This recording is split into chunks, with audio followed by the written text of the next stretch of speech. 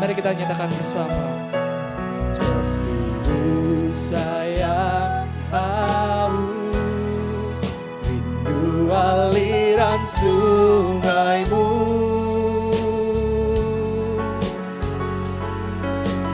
Hatiku tak tahan menunggumu. Bagai padang gersang Tuhan,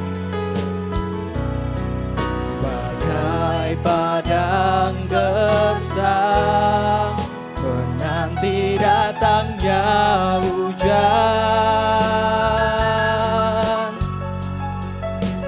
Begitupun jiwaku, Tuhan, hanya Engkau Tuhan, hanya Engkau pribadi yang mengenal hatiku. Tiada yang tersembunyi bagimu, seluruh isi hatiku Kau tahu. Bawaku Tuhan,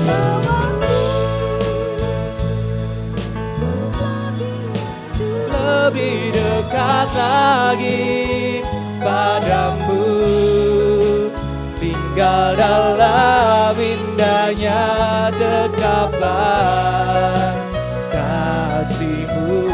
Hanya Engkau Tuhan, hanya Engkau pribadi yang mengenal hatiku. Tiada yang tersembunyi bagimu, seluruh isi hatiku Kau tahu. Dan bawaku untuk lebih dekat padamu, tinggal dalam indahnya dekapan kasih-Mu. Mari Bapak Ibu kita nyatakan sekali lagi, seperti rusa yang haus. Saya haus, rindu aliran sungaimu. Hatiku tak tahan Tuhan, hatiku tak tahan menunggumu.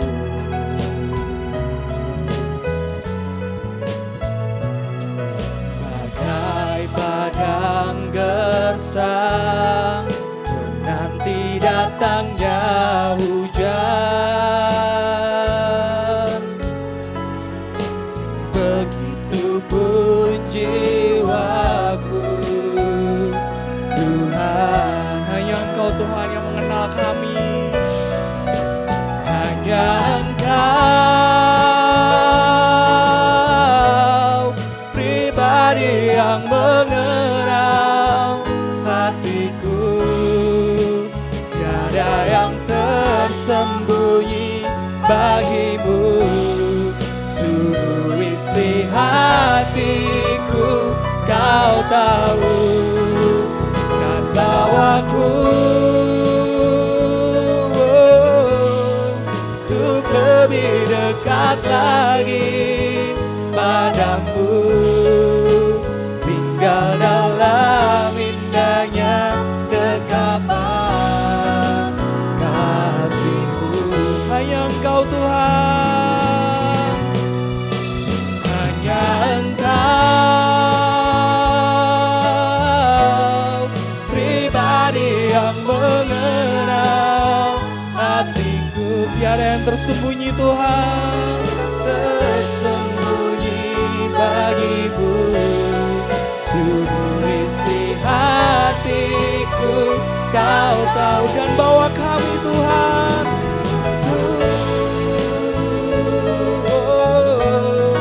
untuk lebih dekat lagi padamu, tinggal dalam indahnya dekapan kasih-Mu.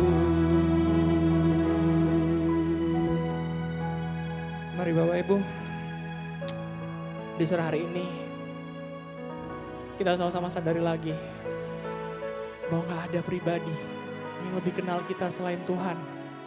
Gak ada pribadi yang lebih dalam tahu tentang kita selain Tuhan.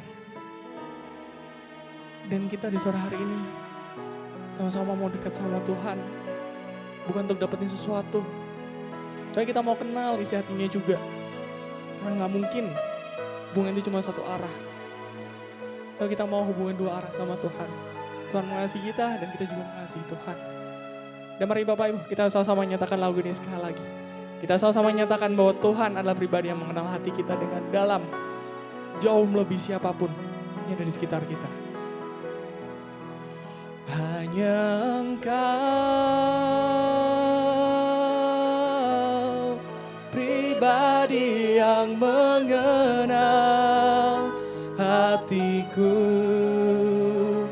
tiada yang tersembunyi bagimu. Suruh isi hatiku, kau tahu, dan bawaku untuk lebih dekat lagi padamu, tinggal dalam indahnya dekapan kasih-Mu. Bapak Ibu saja yang menyatakan dengan sungguh, hanya Engkau Tuhan, hanya Engkau.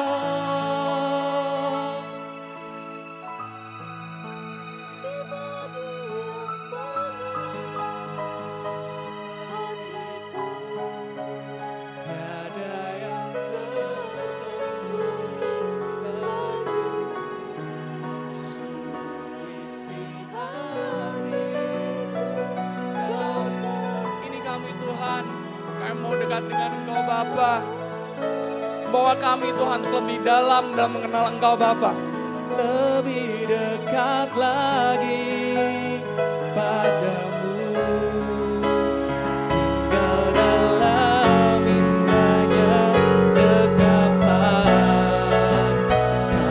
kasih-Mu. Hanya Engkau Tuhan, hanya Engkau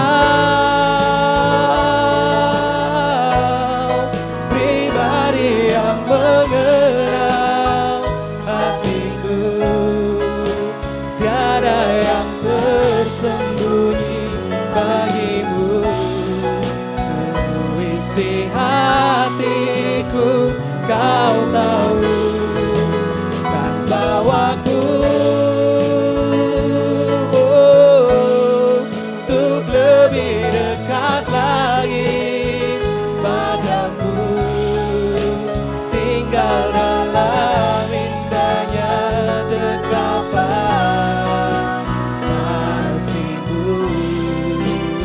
Kita sama-sama nyatakan bahwa hanya Engkau Tuhan, hanya Engkau pribadi yang mengenal hatiku, tiada yang tersembunyi bagimu. Suruh isi hatiku, kau tahu, dan bawa kami Tuhan untuk lebih dekat lagi padamu, tinggal dalam indahnya dekapan kasih-Mu, tinggal dalam indahnya dekapan-Mu Tuhan, tinggal dalam indahnya dekapan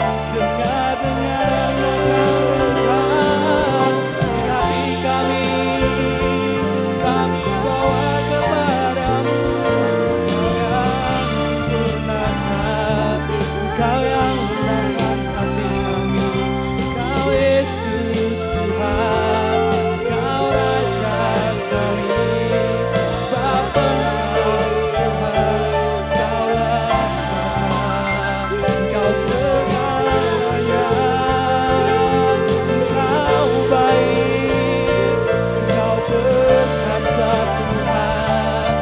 Kami tahu Tuhan, Engkau Yesus. Haleluya. Oh ya Tuhan, kami perlukan Engkau, kami butuhkan Engkau. Ya Tuhan, biar Kau yang kami puji, biar Engkau yang kami sembah, karena Kaulah Allah yang layak Tuhan. Haleluya. Ya Tuhan,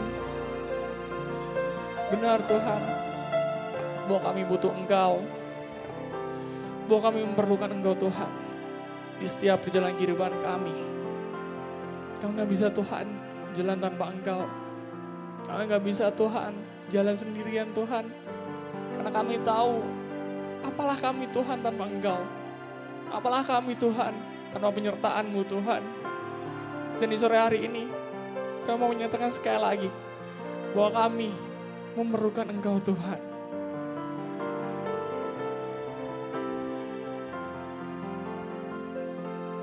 Kami perlukan keajaiban-Mu, kami butuhkan sentuhan tangan-Mu.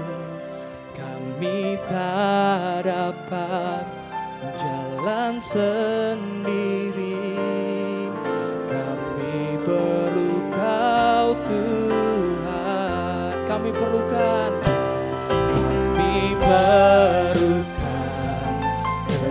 keajaiban-Mu, kami butuhkan sentuhan tangan-Mu.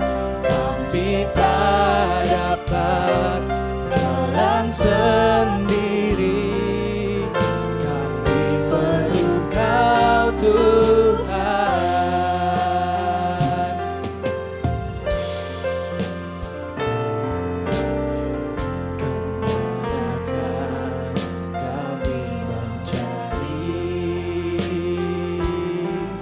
Kasih sejati, kemanakah Tuhan? Kemanakah kami berseru saat badai datang menderu? Yang kami tahu hanya Kau yang mampu pulihkan segala sesuatu. Kami perlukan Engkau, kami perlukan keajaiban-Mu, kami butuhkan sentuhan tangan-Mu. Kami tak dapat jalan sendiri, kami perlu Kau Tuhan. Sekali lagi kita nyatakan bersama, perlukan keajaiban-Mu, kami butuhkan sentuhan tangan-Mu. Kami tak dapat jalan sendiri, kami perlu Kau Tuhan. Mari Bapak Ibu kita pujikan lagu ini sekali lagi. Kemanakah kami dapat mencari?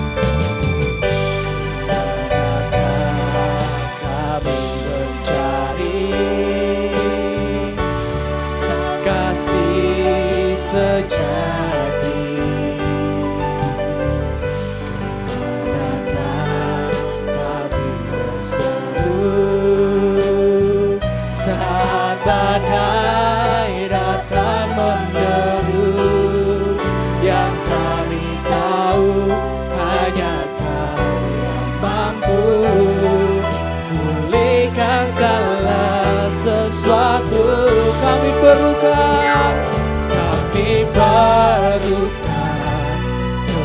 keajaiban-Mu. Kami butuhkan sentuhan tangan-Mu. Kami tak dapat jalan sendiri.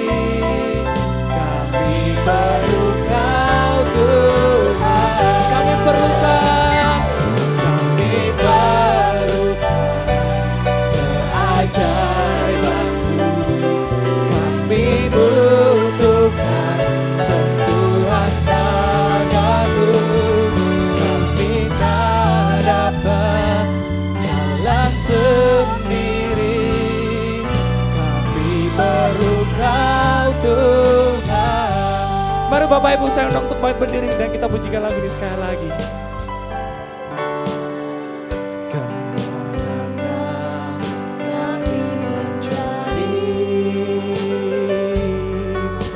Kasih sejati, ya kemanakah kami Tuhan mencari? Manakah kami berseru saat badai datang menderu? Yang kami tahu hanya Kau yang mampu pulihkan segala sesuatu. Kami perlukan keajaiban-Mu. Kami butuhkan sentuhan tangan-Mu. Kami tak dapat jalan sendiri. Kami perlu Kau Tuhan. Sekali lagi nyatakan bersama. Kami perlukan keajaiban-Mu. Kami butuhkan sentuhan tangan-Mu. Kami tak dapat jalan sendiri. Kami perlukan. Bapak Ibu saja yang mengatakan kami perlukan Engkau. Kami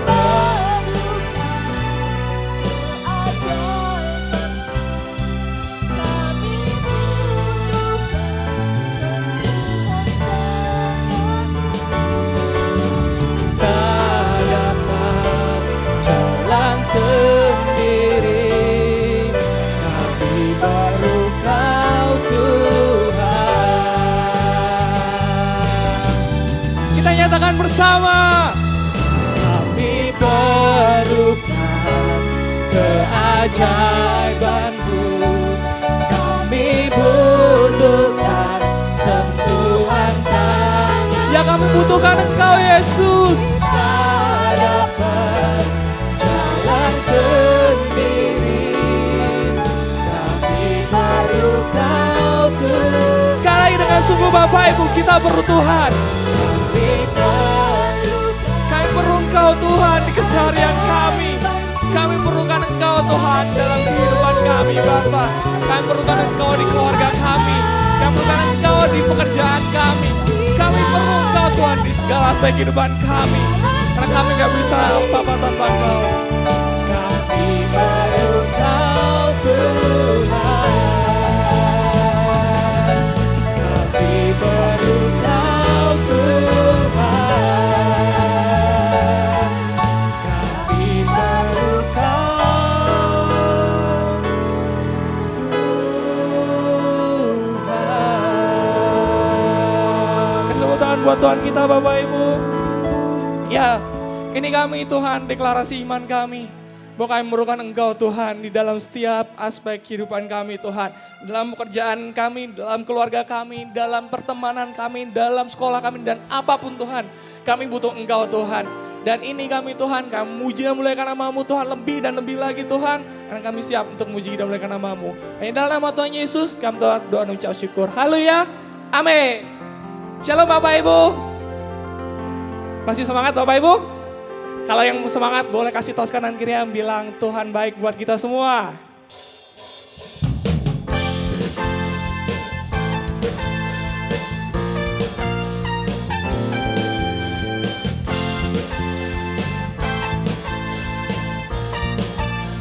Mari lagi Bapak Ibu. Bagaikan air sirami tanah gersang basah, sejuk menyegarkan, bagai cahaya mentari hangat membelukku, damai di jiwaku. Lembut indah, lembut indah tutur katamu, terangi jalanku, menghibur hatiku, memberi pengharapan untuk selamanya, sampai selamanya. Perkataanmu bertumbuh di hatiku, siang dan malam selalu ku renungkan, janjimu yang indah ku berjalan di dalamnya. Kita akan katakan sekali lagi Bapak Ibu.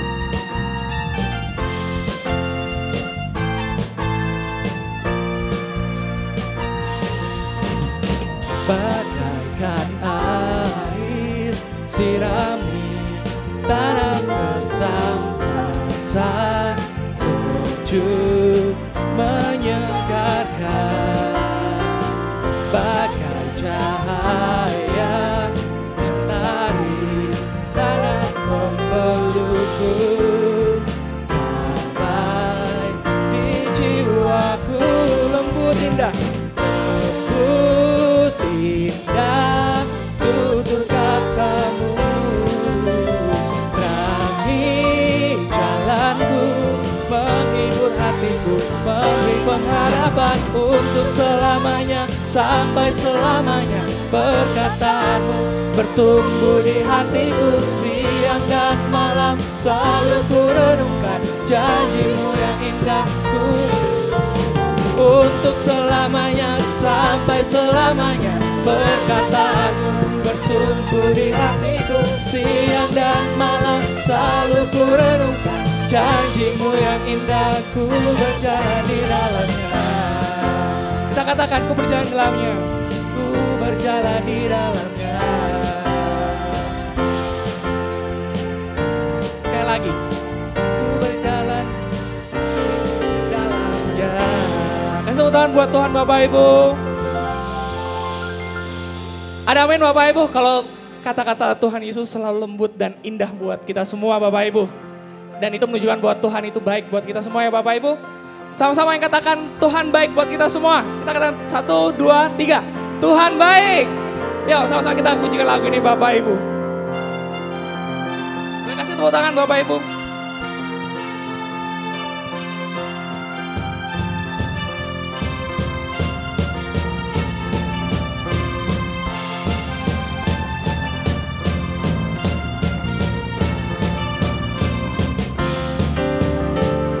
Kita akan katakan, tak pernah salah. Tak pernah salah dalam perbuatanmu, tak pernah lalai tepati janjimu, tak pernah gagal, tak pernah gagal dalam rencanamu, tak pernah luput, tak pernah luput dalam rancanganmu. Ku mau selalu percaya, ku mau selalu percaya, apapun yang ku rasa, kau baik di setiap masa. Sama-sama katakan, engkau baik di dalam setiap musim hidupku, engkau baik di dalam segala keadaan. Engkau Yesus, kau takkan pernah tergantikan. Ku mau saksikan kebaikan-Mu. Kita akan katakan sekali lagi Bapak Ibu, tak pernah salah dalam perbuatan-Mu Tuhan.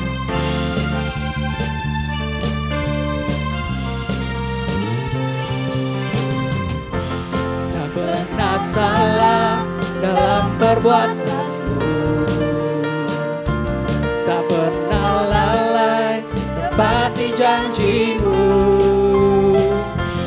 tak pernah gagal dalam rencana-Mu.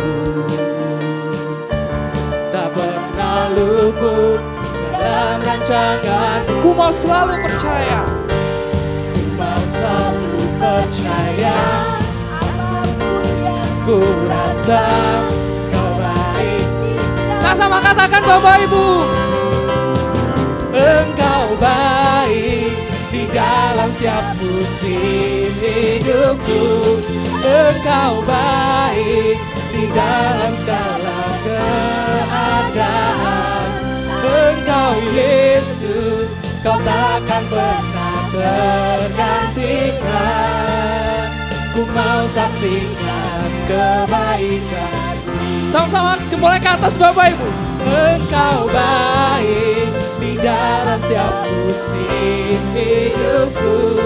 Engkau baik di dalam segala keadaan.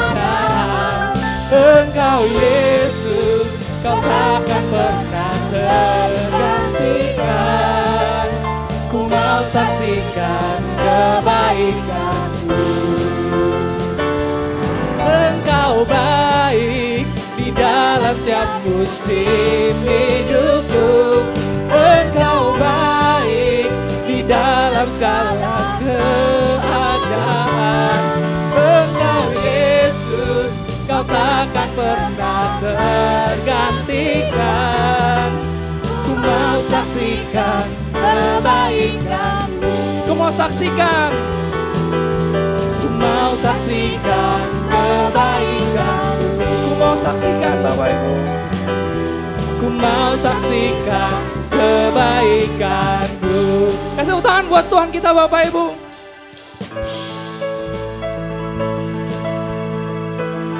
Yo Bapak Ibu semuanya yang sama-sama diberkati sama Tuhan, boleh kasih tepuk tangan yang lebih lagi buat Tuhan Bapak Ibu.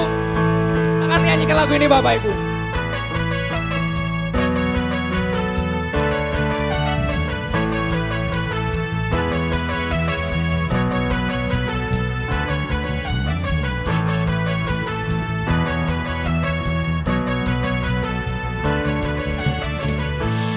Kasih setiamu nyata bagiku, hikmat kebajikan tersedia bagiku. Sebab Allah sanggup, sebab Allah sanggup limpahkan segalanya,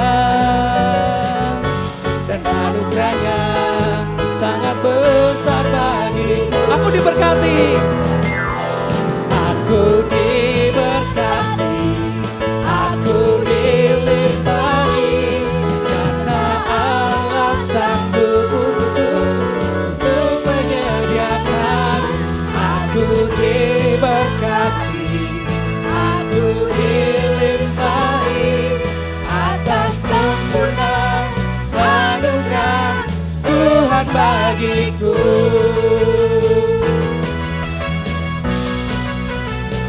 Mari Bapak Ibu kita katakan bersama. Kasih.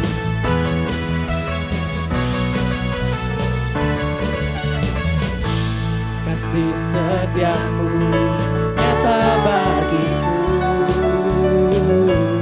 hikmat kebajikan tersedia bagiku. Sebab Allah sanggup, sebab Allah sanggup limpahkan segalanya, dan anugerahnya sangat besar bagiku. Kita katakan bersama, Tuhan diberkati, aku dilimpahi, karena Allah sanggup untuk menyediakan. Aku diberkati, aku dilimpahi atas sempurna anugerah Tuhan bagiku. Sama-sama sekali lagi Bapak Ibu. Aku diberkati, aku dilimpahi, karena Allah sanggup untuk menyediakan. Aku diberkati, aku dilimpahi atas sempurna anugerah Tuhan bagiku. Ya sama-sama sudah diberkati, kita katakan bersama. Aku diberkati, aku dilimpahi, karena Ya, kita diberkati Tuhan. Diberkati, aku dilimpahi atas sempurna anugerah Tuhan bagiku. Atas sempurna anugerah Tuhan. Sekali lagi, atas sempurna. Atas sempurna anugerah Tuhan bagiku.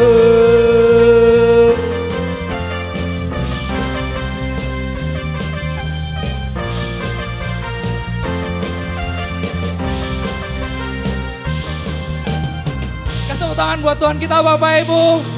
Siapa yang percaya kalau sore hari ini semuanya diberkati sama Tuhan? Amin. Yang sama-sama percaya boleh duduk kembali Bapak Ibu. Haleluya. Oke Bapak Ibu, kita sore hari ini sebelum akan mendengarkan firman, kita akan sama-sama sedikit merenung ya Bapak Ibu. Karena mungkin di dalam kehidupan kita sering jadi orang yang mungkin sibuk sendiri kayak gitu ya Bapak Ibu. Dibandingkan kita duduk diam di kaki Tuhan. Sama seperti apa yang mungkin Tuhan Yesus bilang ke Marta di Lukas 10. Marta, Marta, hanya satu yang perlu, yaitu kita duduk diam di kaki Tuhan. Dan Maria sudah melakukan hal itu. Dan maka itu Bapak Ibu di sore hari ini, saya mau sama-sama mengajak semua Bapak Ibu. Kita akan sama-sama lepas semua apapun yang mungkin ada dalam pikiran kita. Dan juga mungkin gadget kita yang mungkin sekarang ini lagi kita pegang dan apapun itu. Dan kita akan sama-sama datang ke hadirat Tuhan dengan sungguh. Dan kita akan sama-sama menyembah Tuhan. Karena kita tahu bahwa Dia adalah Tuhan yang layak untuk kita sembah. Dan hanya dalam hadiratnya kita boleh menemukan ketenangan itu Bapak Ibu. Mari kita sama-sama pujikan lagu ini Bapak Ibu.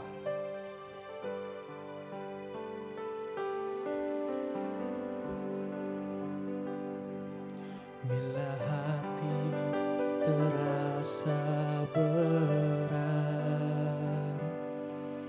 tak seorang pun mengerti bebanku. Ku tanya Yesus, apa yang harus ku buat? Ya firman, mari datanglah. Dia selalu pedulikan aku. Ku datang Yesus, Dia pikul segala bebanku. Sujud di altarnya, ku bawa hidupku.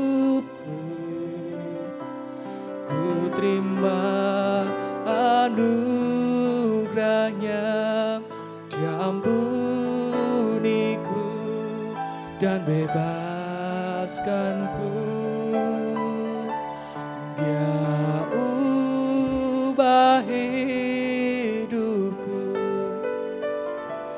baharui hatiku. Sesuatu terjadi saat datang di altarnya.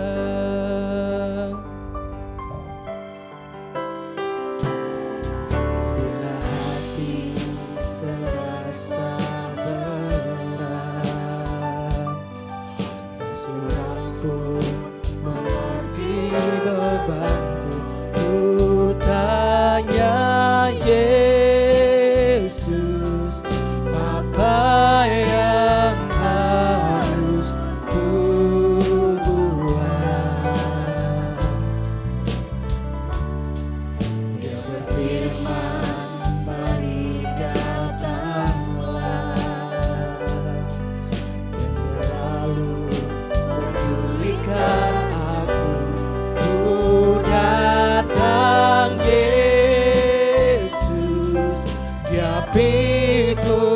segala bebanku, sujud di altarnya,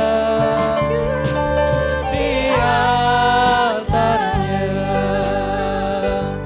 Ku bawa hidupku, ku terima anugerahnya. Dia ampuniku dan bebaskanku, Dia ubahkanku hidupku, barui hatiku. Sesuatu terjadi saat datang di altarnya, sujud di altarnya, sujud di altarnya. Ku bawa hidupku, ku terima anugerahnya. Dia ampuniku dan bebaskanku, Dia ubahkanku. Barui kami hatiku, sesuatu terjadi saat datang di altarnya. Mari Bapak Ibu kita pujikan sekali lagi. Bila hati terasa berat, tak seorang pun mengerti bebanku. Ku tanya Yesus, apa yang harus ku buat? Ini kami Tuhan, kami tahu Engkau berfirman, mari datanglah semua yang telah sudah beban berat Bapa. Dan kami mau datang ke hadirat-Mu Tuhan di sore hari ini.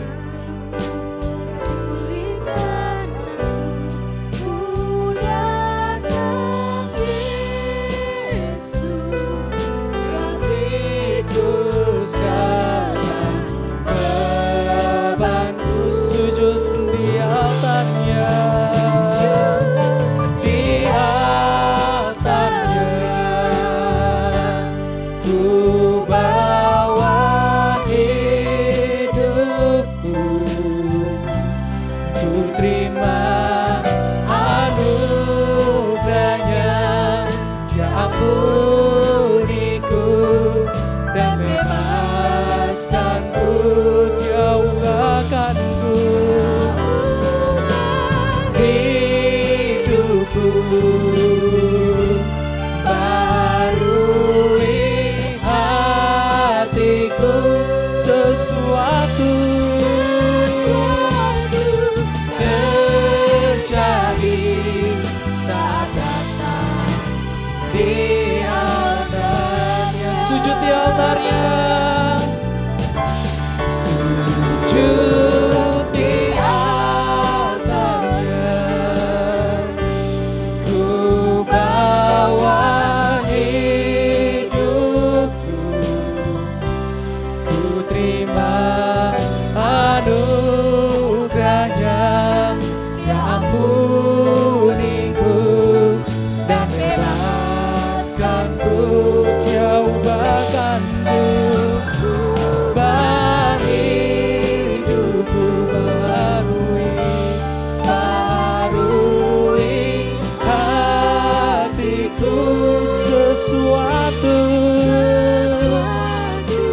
terjadi saat datang di altarnya. Bapak Ibu, saya undang untuk bangkit berdiri. Sebelum kita akan mendengarkan firman, boleh saya minta untuk 30 detik sama 1 menit. Kita sama-sama datang ke hadirat Tuhan. Kita sama-sama menyatakan apa yang mungkin masih menjadi keresahan hati kita, apa yang mungkin masih banyak mengganjal dalam hati kita, atau mungkin apapun yang mungkin Bapak Ibu ingin utarakan kepada Tuhan. Kita sore hari mau sama-sama jujur di hadapan Tuhan. Apapun yang kita rasain, apapun yang mungkin kita alami, dengan kita datang ke Tuhan. Ini saya mau bilang bahwa apapun yang mungkin kita sedang hadapi, Tuhan gak pernah nolak kita. Tuhan gak pernah menjauh dari kita. Malah justru kita yang jauh dari Tuhan. Dan sore ini Bapak Ibu, sambil diiringi oleh lagu ini, Bapak Ibu silahkan untuk mengambil waktu saat teduh 30 detik sampai 1 menit. Untuk datang ke hadirat Tuhan, untuk sama-sama jujur di hadapan Tuhan. Mari Bapak Ibu.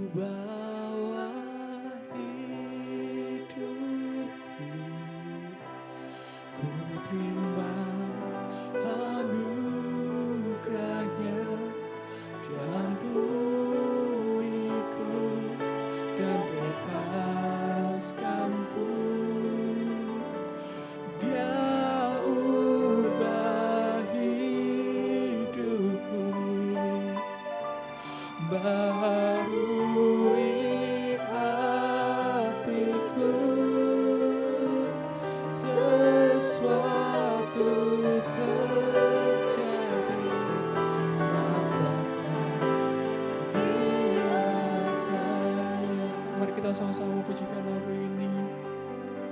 Sujud di altarnya. Ini kami Tuhan yang mau sujud di hadirat-Mu Bapa di sore hari ini. Kami tahu Bapa bahwa hidup kami hingga sempurna Tuhan.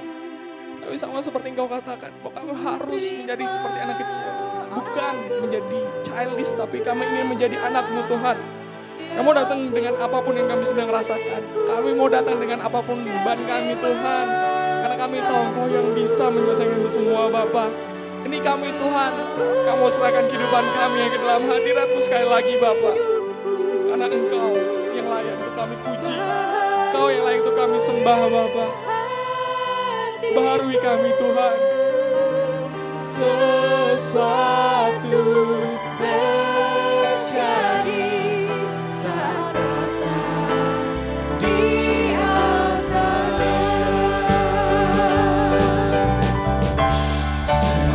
Sujud di altarnya, ku bawa hidupku, ku terima anugerahnya, ya ampuniku dan bebaskanku, jauh bahkanku, ubah hidupku,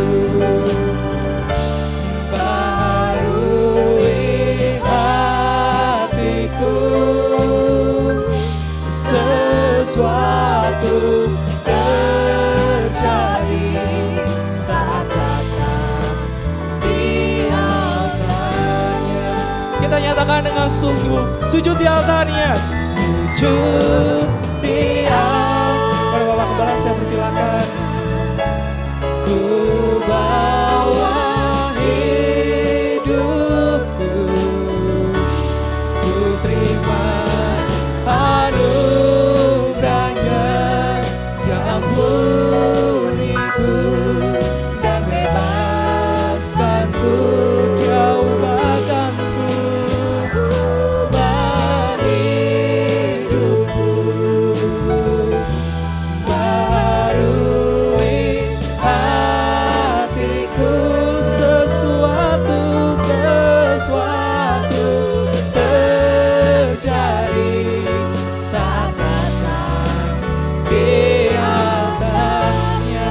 terjadi. Sesuatu terjadi. Mujizat terjadi. Mujizat terjadi. Pemulihan terjadi. Pemulihan terjadi saat datang di altarnya.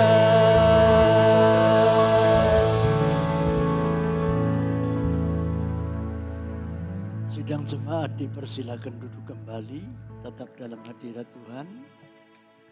Mari kita sehati, sepikir dan sepakat berdoa. Bapa, kembali kami naikkan syukur.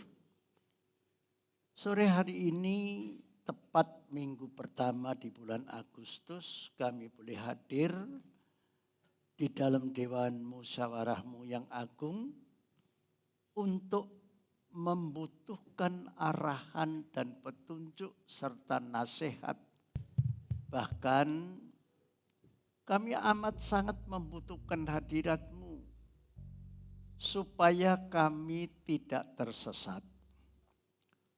Maka biarlah sore hari ini bertepatan dengan pemerintahan kami yang memperingati hari kemerdekaan, kami pun juga akan benar-benar mengalami kemerdekaan dari segala bentuk tekanan, kekhawatiran, dan ketakutan. Tuhan, urapi kami semua.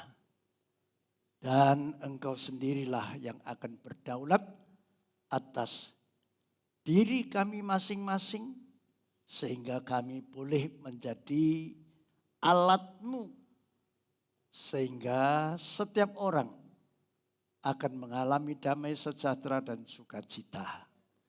Segala kuasa roh jahat dan pikiran-pikiran jahat yang dari kami, yang ingin menghalang-halangi berkat Tuhan pada sore hari ini, kami mempergunakan otoritas kuasa nama-Mu.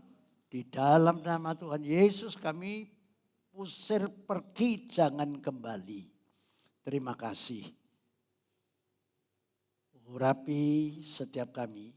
Sekali lagi urapi kami. Dalam nama Tuhan Yesus Kristus, mari yang percaya sama-sama katakan amin. Amin.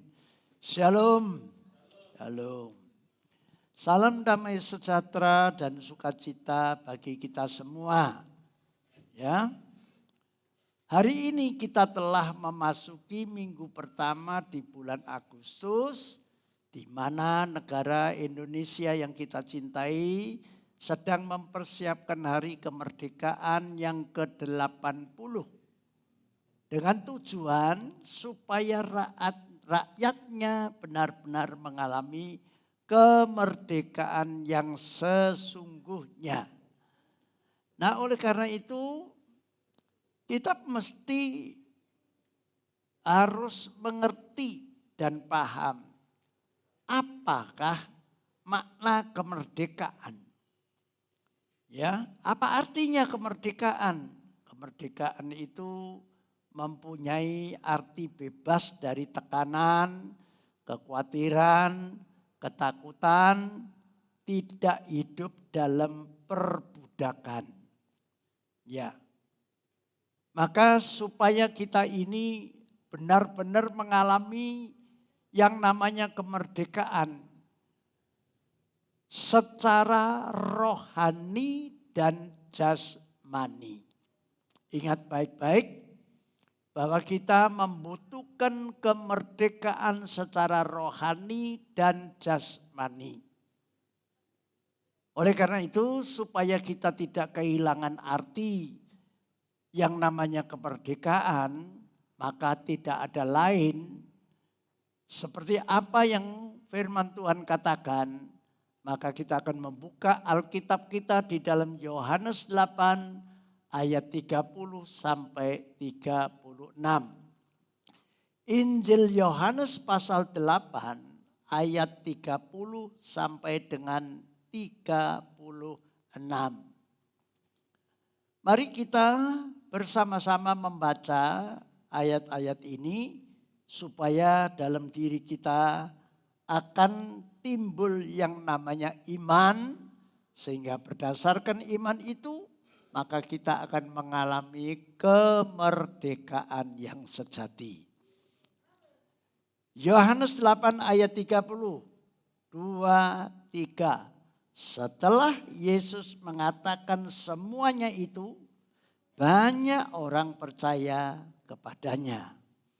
Maka katanya kepada orang-orang Yahudi yang percaya kepadanya, jikalau kamu tetap dalam firman-Ku, kamu benar-benar adalah murid-Ku. Dan kamu akan mengetahui kebenaran. Dan kebenaran itu akan memerdekakan kamu. Jawab mereka, kami adalah keturunan Abraham dan tidak pernah menjadi hamba siapapun. Bagaimana engkau dapat berkata kamu akan merdeka? Kata Yesus kepada mereka, aku berkata kepadamu, sesungguhnya setiap orang yang berbuat dosa adalah hamba dosa.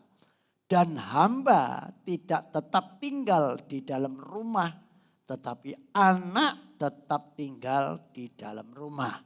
Jadi apabila anak itu memerdekakan kamu, kamu pun benar-benar merdeka. Yang percaya katakan amin.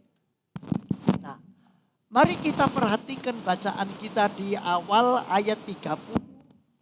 Sebagaimana diawali dengan setelah Yesus mengatakan semuanya itu. Nah, ayat 30 ini tidak bisa lepas dari perikop pasal yang sama mulai ayat 21 sampai dengan ayat yang ke-29. Apa artinya? Diawali dengan setelah Yesus mengatakan semuanya itu. Mengatakan apa? Mengatakan tentang jati dirinya itu bukan dari dunia, tapi dari surga. Dan Yesus mengenalkan dirinya kepada semua orang bahwa dia adalah utusan Allah Bapa untuk menjadi manusia dan bersosialisasi dengan manusia. Dan dia adalah Tuhan atas segala Tuhan. Dia adalah juru selamat umat manusia. Dia adalah penebus dosa umat manusia. Lalu kalau saudara perhatikan perikop ayat 21 sampai ayat 29, yang terpenting adalah pernyataan yang pada ayat yang ke-24, coba pasal 8 ayat 24 tolong ditayangkan.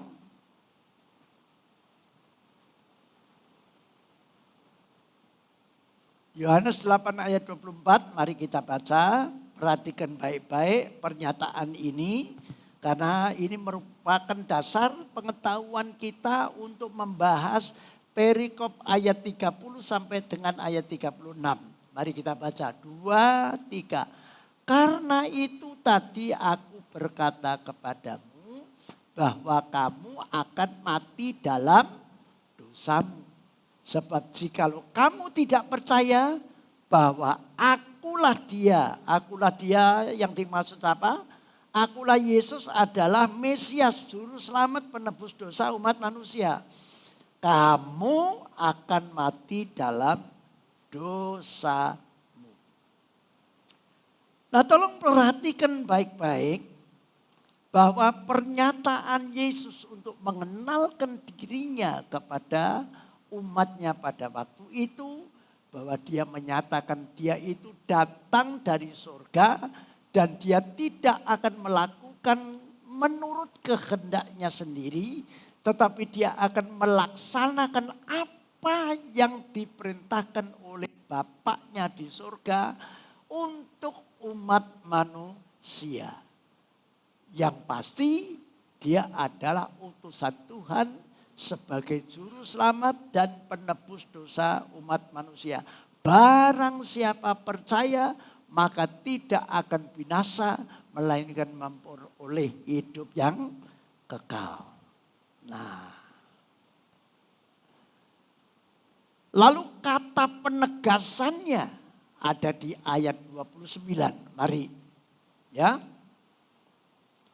Ayat 29 pasal 8, mari kita baca 2, 3. Dan ia, siapa ia yang dimaksud? Yaitu Allah Bapa yang telah mengutus aku Yesus. Ia, yaitu Allah Bapa, menyertai aku Yesus. Ia, Allah Bapa, tidak membiarkan aku Yesus sendiri. Sebab aku Yesus senantiasa berbuat apa yang berkenan kepada Allah Bapa. Oleh karena itu awal ayat 30 menyatakan setelah Yesus mengatakan semuanya itu banyak orang yang percaya kepada Yesus. Artinya pengenalan Yesus kepada mereka itu memiliki kuasa dari surga.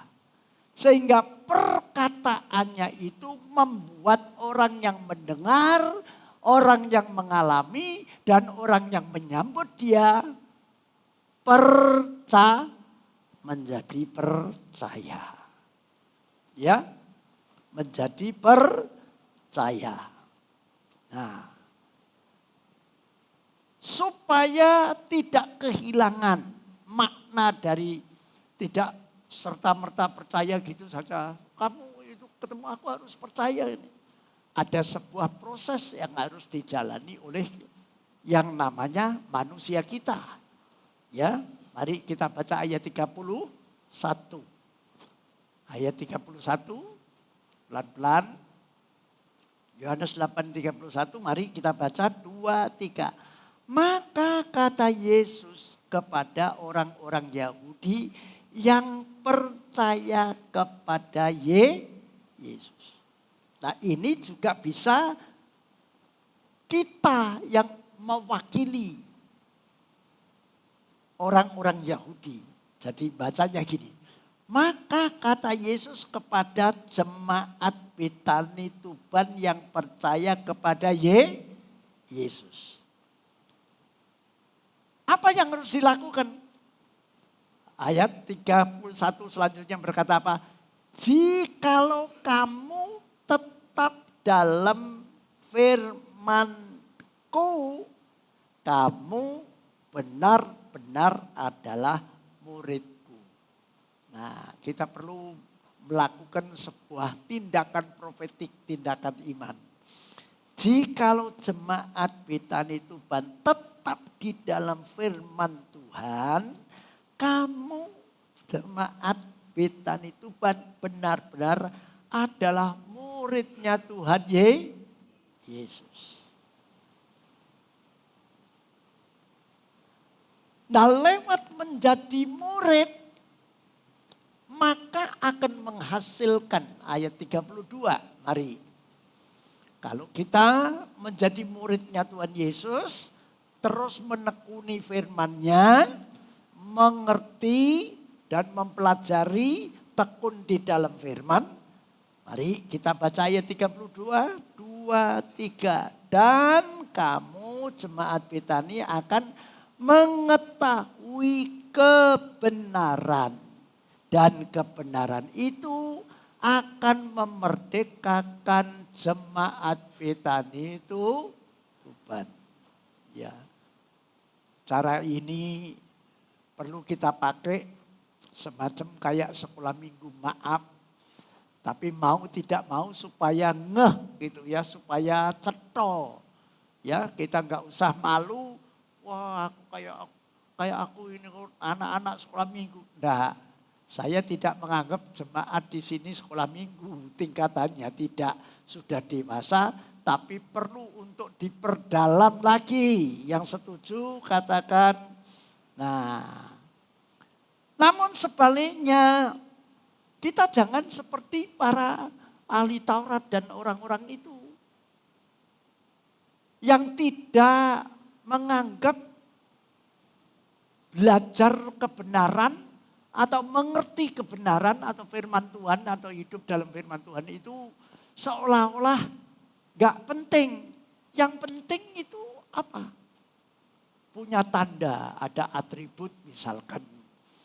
Waduh, jadi anggota, jadi diaken, ya, lalu jadi apa lagi? Ikut pelayanan sana sini, punya gini, lalu atributnya salibnya gede gitu dipakai, saudara. Ya, membanggakan hal-hal yang lahiriah, tapi tidak memperhatikan makna di dalam kita mengikut Tuhan itu perlu menekuni yang namanya firman Tuhan dan menjadi pelaku firman. Belajar, mengerti, lalu berdasarkan pengertian kita pelan-pelan, tidak usah langsung ya simsalabim langsung semua yang ngerti lalu wah tidak perlu lagi. Bukan, pelan-pelan tahap demi tahap kita belajar untuk menjadi pelaku firman. Coba mari kita lihat ayat 33. Ya, sikap ini jangan ditiru. Setuju? Ya, ayat 33. Yohanes 8:33, 2:3. Jawab mereka, kami adalah keturunan Abraham dan tidak pernah menjadi hamba siapapun. Bagaimana engkau dapat berkata kamu akan merdeka?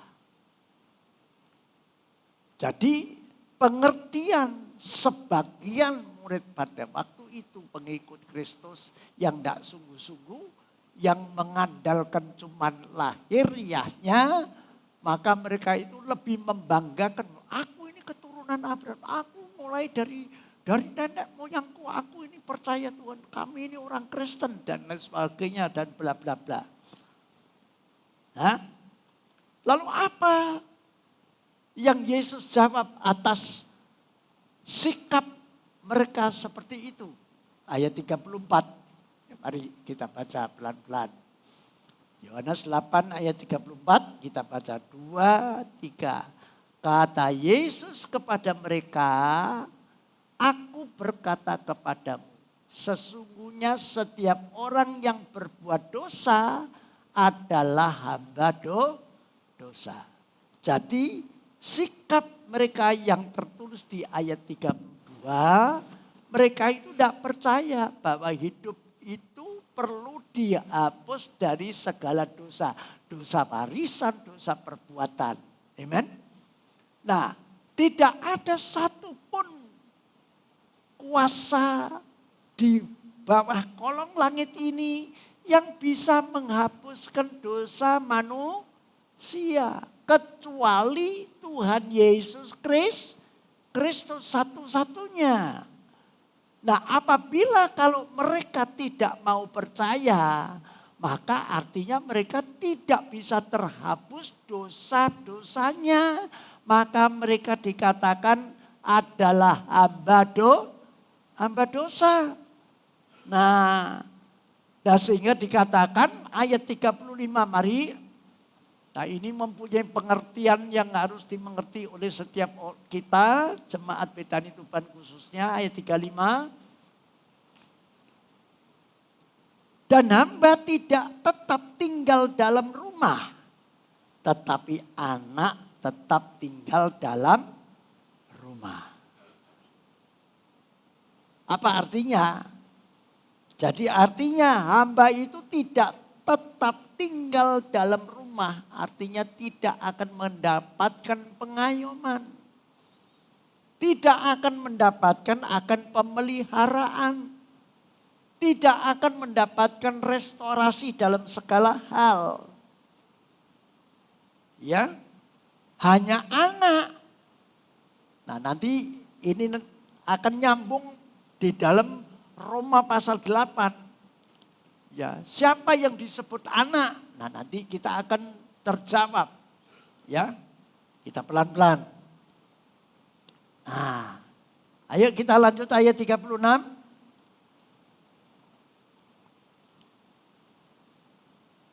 Ayat 36, Yohanes 8:36, mari kita baca sama-sama. 2, 3. Jadi apabila anak Allah yaitu Yesus Kristus itu memerdekakan jemaat Betani Tuban, jemaat Betani Tuban pun benar-benar merdeka. Haleluya. Luar biasa saudara. Ini amat sangat saya katakan memiliki peluang dan kesempatan bagi setiap kita harus mempertahankan iman percaya kita hanya kepada satu-satunya juru selamat penebus dosa umat manusia, yaitu Tuhan Yesus Kristus. Jangan kepada yang lain. Jangan membanggakan hal-hal yang lahiriah. Tapi ingat bahwa iman kekristenan itu akan menuntun setiap kita untuk menerima hak waris kerajaan surga. Dan sekaligus selama kita hidup di dunia ini, Tuhan peduli dan Tuhan akan mengatur segala sesuatu kebutuhan kita. Amen.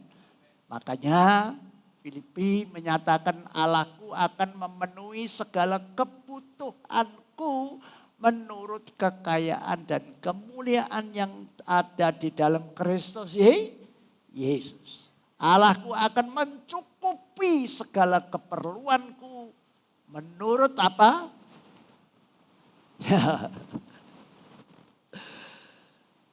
Ayat ini kelihatannya sudah asing lagi.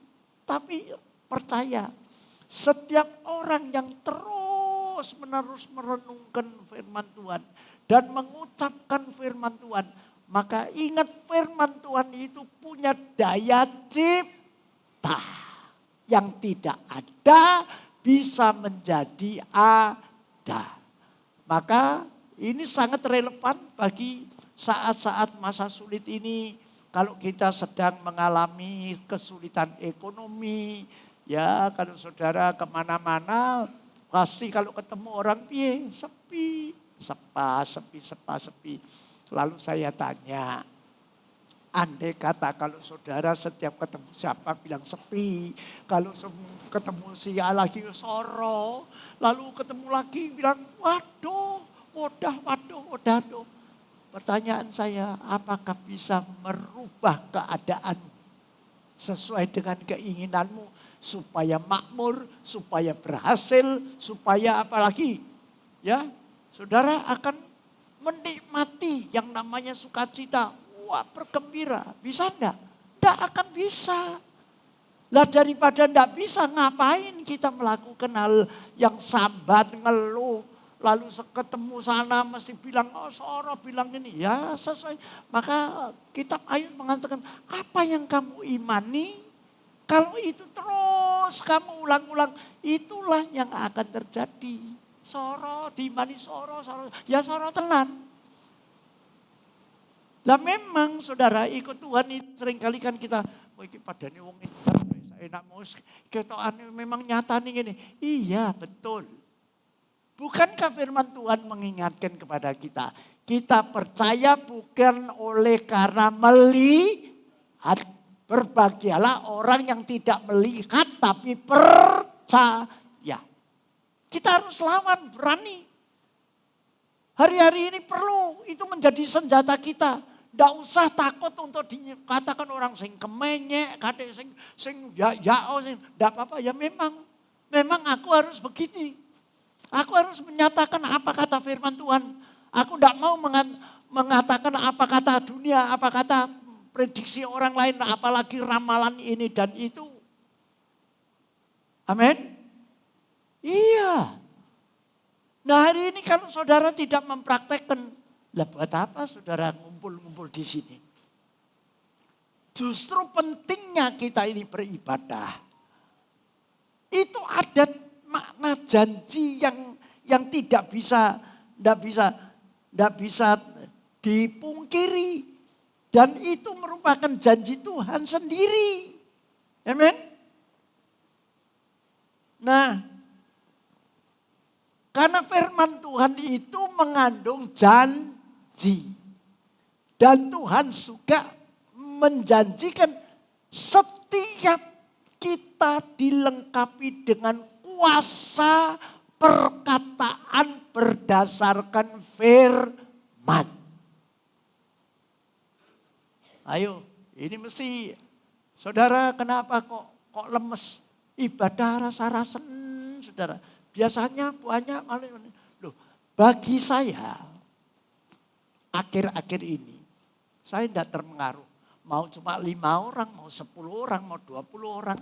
Saudara, ya, tugas saya adalah memberikan pengharapan dan kepastian melalui iman percaya kepada janji firman Tuhan.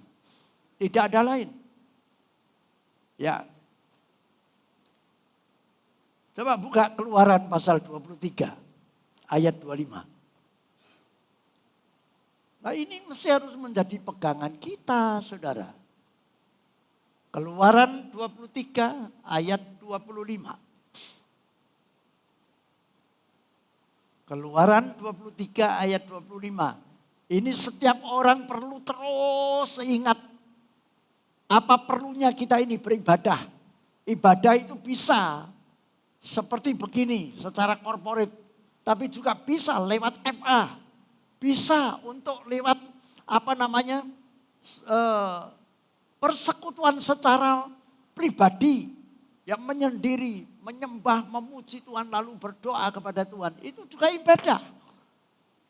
Itu semuanya tidak sia-sia. Amen. Ayo kita baca. 2, 3. Tetapi jemaat Betani Tuban harus beribadah kepada Tuhan Allahmu. Maka Tuhan Allahmu akan memberkati apa?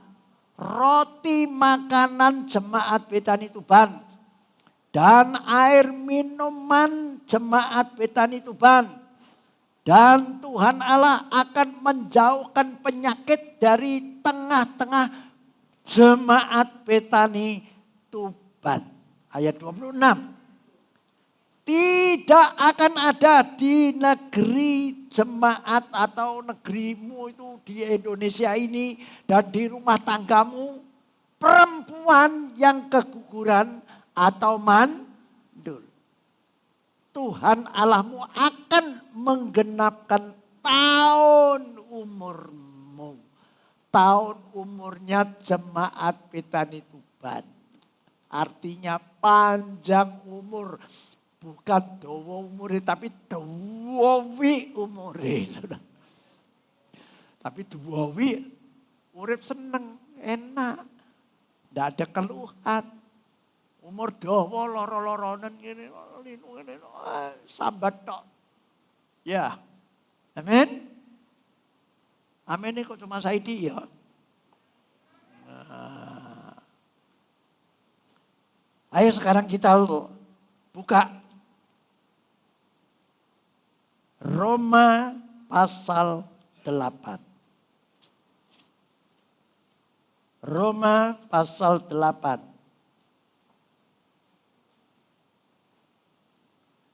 Ayat 1 mulai. Ya. Ini tuntunan Tuhan agar supaya saudara dan saya akan benar-benar mengalami kemerdekaan yang sejati. Kemerdekaan yang sejati adalah mengalami kemerdekaan secara rohani dan jasmani. Kalau berbicara tentang rohani, itu artinya kita ini tidak akan suam-suam kuku di dalam setiap kesempatan yang Tuhan berikan untuk kita bisa beribadah. Karena di dalam ibadah tadi jelas Anda akan disediakan benih untuk ditabur, roti untuk dimakan. Anda akan juga dijauhkan dari segala sakit penyakit dan bahkan malapetaka, mara bahaya. Bahkan Anda tidak akan sampai mandul, artinya mandul itu tidak berkembang. Bisnisnya tidak maju. Anak-anaknya itu macet sekolahnya dan lain sebagainya. Tidak. Justru lewat ibadah kita seringkali mengumandangkan pujian penyembahan dan doa atas apa yang kita harapkan. Amen. Nah, mari kita baca ayat 1. Roma pasal 8. 2, 3. Demikianlah sekarang tidak ada penghukuman bagi mereka yang ada di dalam Kristus Yesus. Ini dahsyat tuh, saudara, jangan menganggap ini ayat sepele. Jadi artinya sekarang demikianlah sekarang tidak ada penghukuman bagi mereka yang ada di dalam Kristus Yesus. Artinya kita nanti, ya siapa tahu, berangkat dulu. Tapi berangkat untuk tempatnya adalah di Firdaus Roh. Bukan di alam bersah untuk dihukum. Tapi kita di Firdaus Roh akan memperoleh apa? Memperoleh pahala, memperoleh upah. Itu yang dimaksudkannya. Nah, mari kita perhatikan. Supaya kita ini ketika memiliki iman percaya kepada Tuhan Yesus, yang jelas kita akan bebas dari hukuman, itu mempergunakan apa? Nah ini, ayat 2, mari. Mari saudara, 2, 3. Roh yang memberi hidup telah memerdekakan kamu dalam Kristus dari hukum dosa dan hukum maut. Jadi nanti kalau kita misalkan meninggal, maka tubuh jasmani kita akan kembali menjadi tanah, tapi roh kita ini akan bermanunggal, berimanuel dengan Roh Kudus, akan dituntun. Ya, dituntun kemana? Dituntun kepada Firdaus Roh itu tadi, karena Roh Kudus yang memberi hidup telah memerdekakan kita dalam Kristus dari hukum dosa dan hukum maut. Nah ini artinya saudara. Nah sehingga kalau saudara cuman melaksanakan secara jasmaniah saja, lahiriah saja. Seperti tadi sebagian orang-orang yang mengikut Kristus itu tadi mengatakan mengandalkan atribut keturunan Abraham, gini-gini menggagakan. Mereka seolah-olah kayaknya mampu untuk melakukan hukum Taurat. Padahal enggak mungkin. Tidak ada satupun manusia yang bisa menggenapi hukum Taurat. Saudara, sangat berat. Makanya Tuhan menurunkan hukum kasih. Kasih yang tanpa syarat. Lah oleh karena itu ayo kita baca ayat 3. Mari supaya kita lebih paham. Ayat 3. 2, 3. Sebab apa yang tidak mungkin dilakukan hukum Taurat karena tak berdaya oleh daging. Jadi artinya ketika kita ini mengandalkan cuman lahiriah, maka perbuatan daginglah yang diutamakan utamakan. Yaitu melalui apa? Intelektual kita, kepandaian kita, kekuatan kita, mungkin pangkat kita, kekayaan kita yang diandalkan. Nah itu tidak berdaya untuk menghadapi hukum Taurat. Nah, itu tidak mungkin, tetapi coba saudara lihat. Ya, karena tak berdaya oleh daging telah dilakukan oleh Allah dengan jalan mengutus anaknya Yesus Kristus sendiri dalam berupa daging seperti kita manusia yang serupa dengan daging yang dikuasai dosa karena dosa. Ia telah menjatuhkan hukuman atas dosa di dalam daging. Menjatuhkan dosa dalam daging lewat apa? Dia naik berkorban di atas kayu salib. Karya salib itulah yang dimaksudkan di dalam ayat 3 bagian B ini. Nah, apa maknanya? Ayat 4. Nah, apa maknanya karya salib? Orang jangan cuma wah itu drama, itu gini-gini. Tidak, itu real. Cara untuk mengalahkan kuasa dosa adalah menyerahkan nyawanya dengan catatan tidak melanggar ketentuan hukum Allah dan tidak melanggar hukum pemerintahan. Nah, sehingga murni pure berkorban untuk manusia yang berdosa.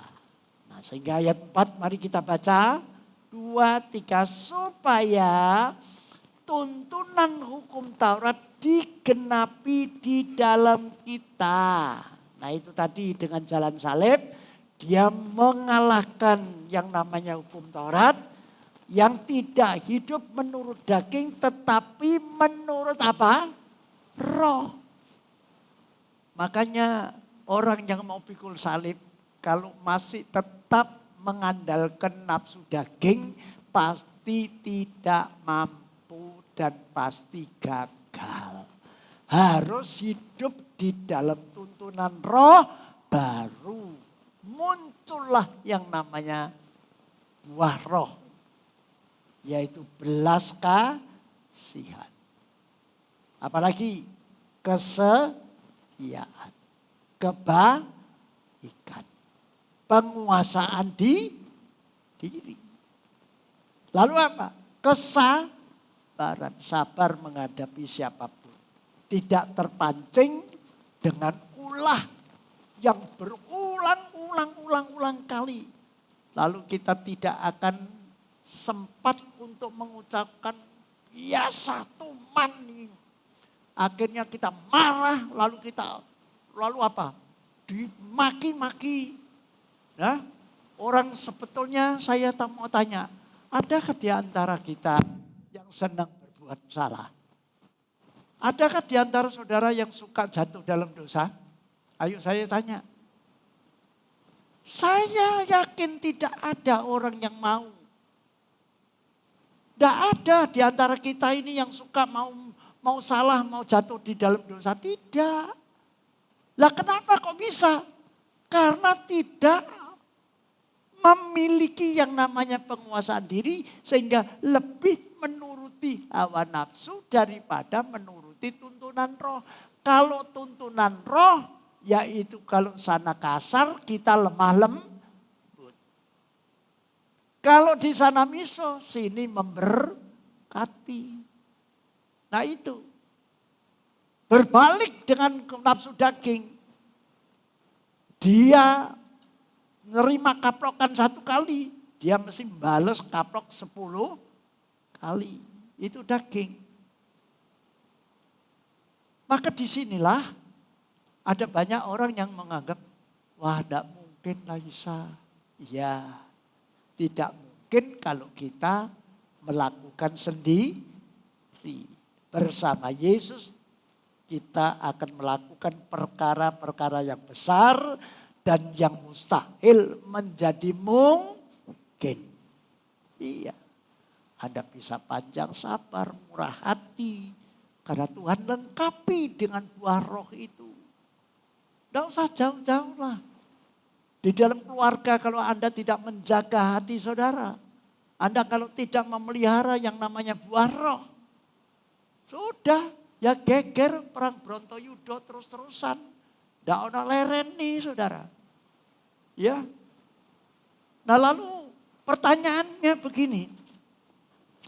Apakah orang yang hidup dalam tuntunan roh itu akan kalah? Tidak. Memang kelihatannya sementara kalah. Tapi dia akan muncul sebagai penenang. Coba saudara, saya tadi pagi belum sempat untuk memberikan contoh, yaitu pribadinya Daud. Saudara bisa belajar di dalam 1 Samuel pasal 18 mulai. Kita lihat Daud itu adalah pahlawan daripada kerajaan Saul, orang Israel pada waktu itu. Dia mengalahkan Goliat. Nah, hasil daripada dia mengalahkan Goliat, maka otomatis banyak orang yang memuji dia. Terutama dia ketika setelah mengalahkan Goliat, Goliat itu ditakuti oleh orang Israel. Ketika orang Israel ditantang, tidak ada satupun yang berani keluar. Bayangkan dahsyatnya. Saul sendirinya juga delay, ngumpet, tidak berani menghadapi sendiri. Tapi Tuhan kirim seorang pribadi yang bernama Daud, masih kecil, imut-imut, belum besar, umurnya baru ya sekitar ya tidak sampai 25 lah gitu saudara. Lalu dia ke medan perang karena mendengar umpatan dari Goliat itu, lalu dia berdasarkan kuasa Tuhan, dia mengandalkan kuasa Tuhan. Dan akhirnya Goliat dipenggal. Nah setelah dia menang atas Goliat, otomatis orang Israel seneng enggak? Ya luar biasa senengnya. Tidak sampai terintimidasi dan tidak sampai nanti akan terjajah oleh bangsa Filistin pada waktu itu. Mestinya akan seneng. Lah kalau pahlawannya itu dielu-elukan lalu disanjung-sanjung, ya apa salahnya? Tapi aneh. Sanjungan terhadap Daud itu membuat Saul itu dengki pada Daud. Aneh saudara.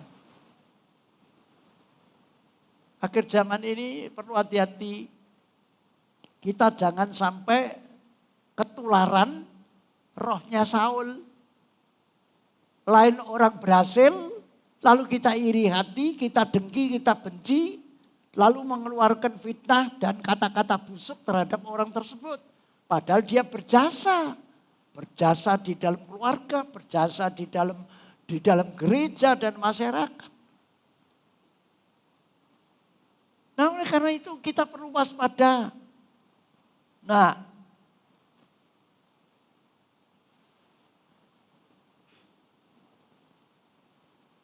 kalau saudara melihat lebih jauh di dalam Samuel 18 ayatnya yang ke-10, ketika Daud membuka dirinya karena iri dan dengki, maka disitulah roh jahat masuk. Perhatikan baik-baik. Akhir zaman ini, iblis itu peka dan sangat memperhatikan tindak tanduk umat Tuhan. Begitu Anda membuka celah, dia pasti akan ikut campur. Meskipun iblis itu tidak punya kuasa atas diri kita, itu jelas. Tapi jangan kita menyepelekan tentang hal itu. Begitu kita membuka hati kita iri, kita dengki, kita benci, maka disitulah roh jahat itu akan merasui kita. Ya. Dan apa akibatnya kalau seseorang dirasuk roh jahat? Contohnya adalah Saul. Lalu merencanakan pembunuhan yang pertama. Daud dilempar tombak.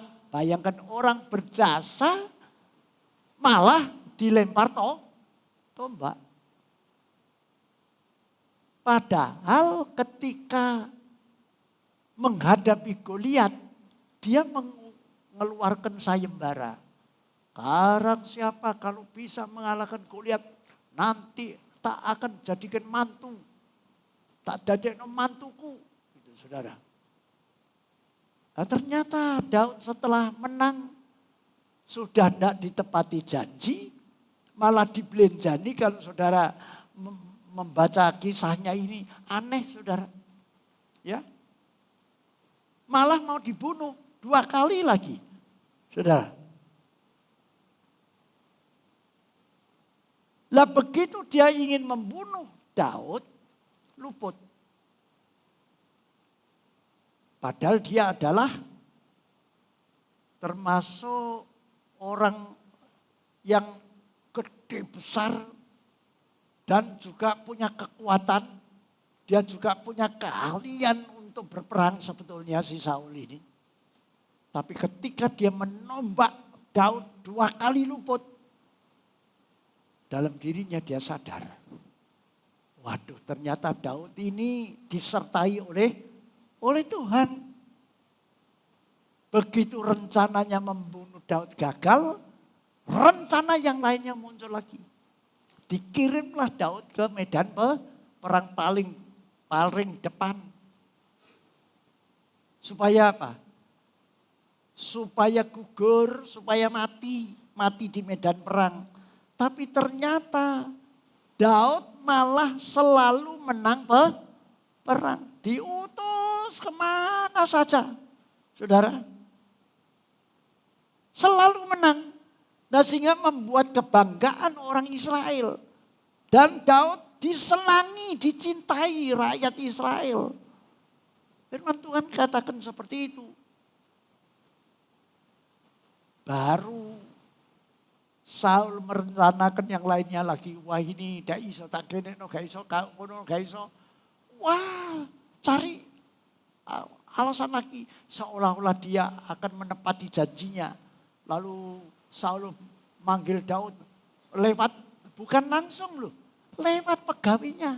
Kandani Daud ya. Sampai mantu. Kowe iki anakku sing jenenge Merab. Ya, anak sing paling tua iki tak kena kowe. Tapi dengan syarat. Kowe tak kei anakku tak pek mantu, kowe harus apa? Melakukan perang Tuhan. Nah, ternyata Daud tidak hanya diberikan Merab sebagai istrinya, Merab itu diberikan kepada orang lain yang bernama Adriel. Dibujui lagi, tapi Daud tetap melaksanakan perintahnya Saul. Ini hebatnya.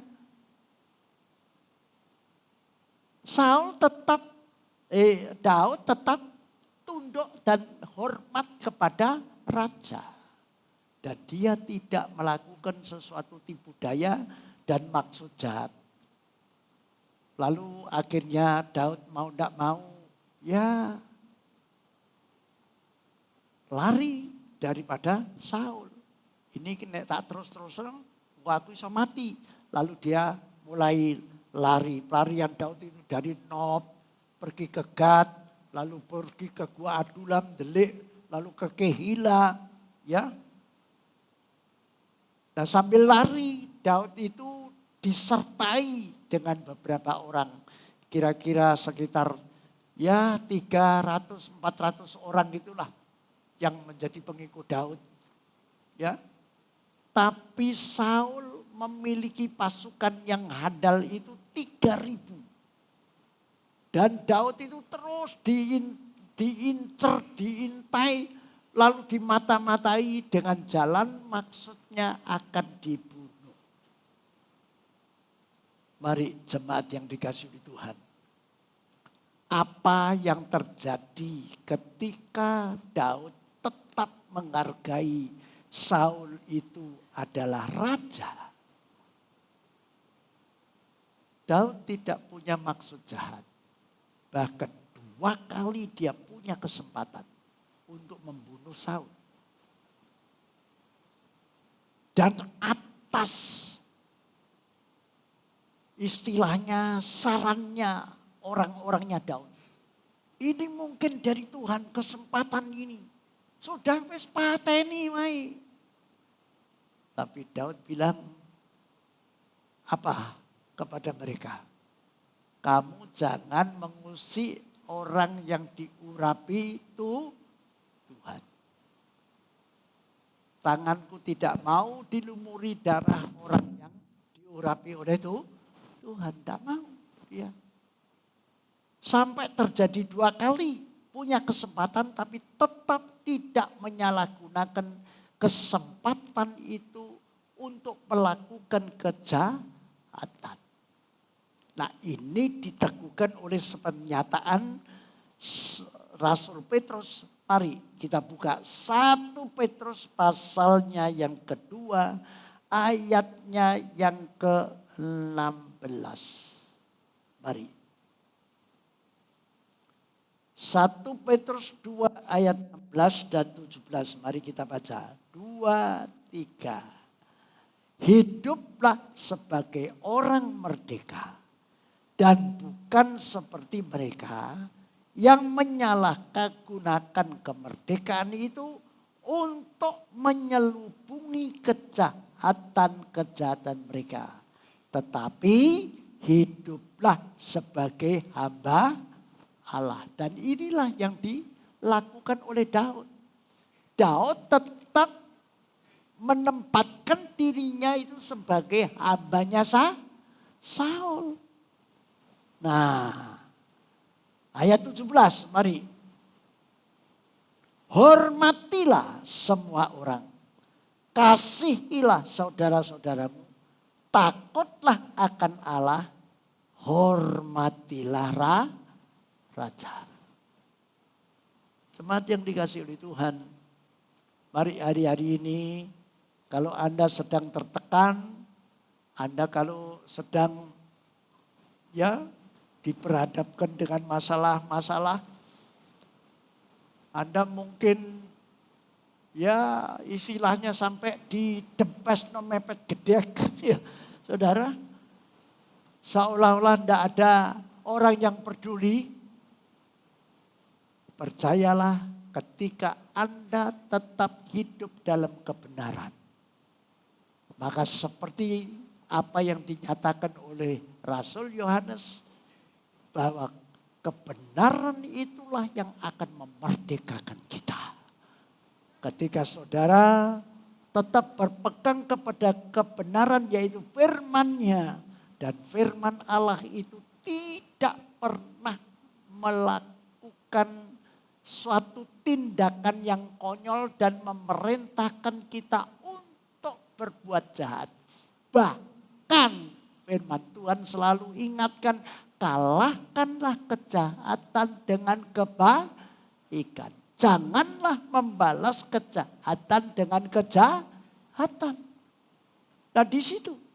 Nah ketika kalau kita menjadi pelaku firman, maka otomatis Tuhan akan mengirimkan malaikatnya untuk menjaga kita, melindungi kita dari segala bentuk macam malapetaka dan mara bahaya.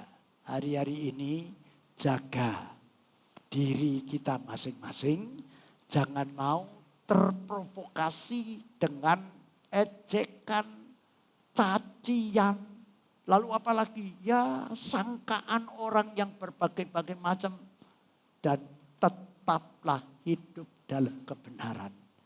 Niscaya Allah tidak akan membiarkan siapapun untuk mengusik kita.